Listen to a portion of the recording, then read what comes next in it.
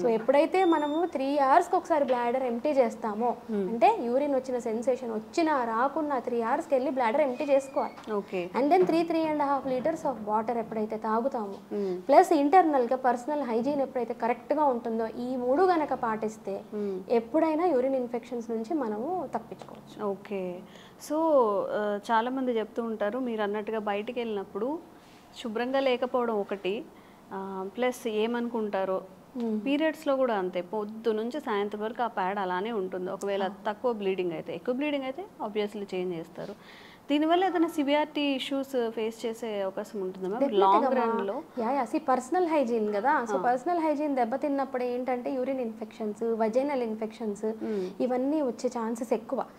నవడేస్ ఇప్పుడు కొంచెం అప్గ్రేడెడ్ ఉన్న ఆఫీసెస్లో ఇప్పుడు అమ్మాయిలకి ఏంటి ప్యాడ్ చేతిలో పట్టుకొని వాష్రూమ్కి వెళ్ళాలంటే సిగ్గు. పేపర్లో చుట్టినా కవర్లో చుట్టినా ఏదో పట్టుకెళ్తున్నారు, అందరికీ తెలిసిపోయి ఇదే కదా.